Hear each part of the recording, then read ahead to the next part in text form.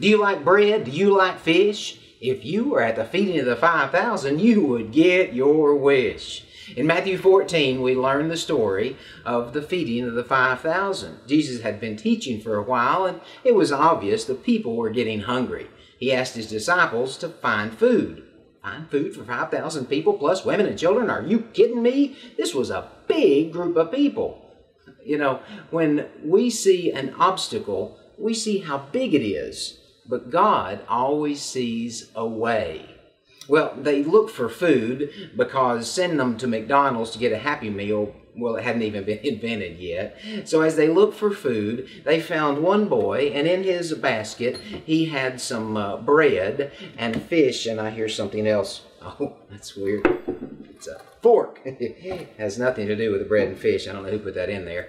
He had some bread and fish. He had 1 and 2 fish.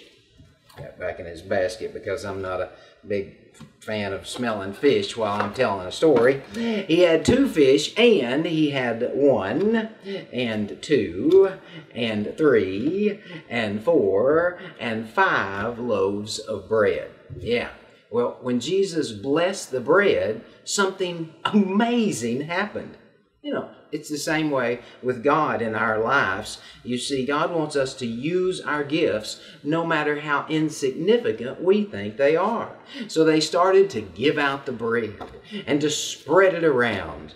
It seemed like no matter how much they spread it around, they still had 1, 2, 3, 4, 5 loaves. It's a lot of bread. So they continued to spread the bread. You know, God can do much with little. And so, once again, they had 1 and 2 and 3 and 4 and 5 loaves. It's very strange. So they continued to share the bread. And, you know, sometimes our problems, we think they're too big for God, but they're never too big for God. 1 and 2 and 3 and 4 and 5 loaves. This is very strange.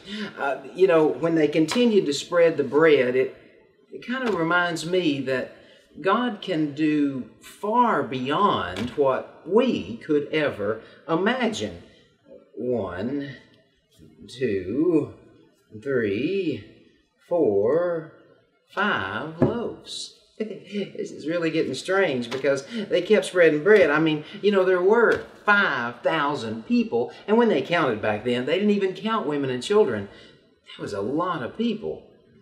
1, 2, 3, 4, 5 loaves.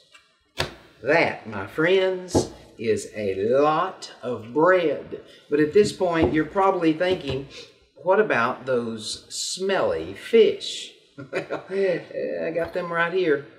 Because when they were finished, they gathered up baskets and baskets of leftovers.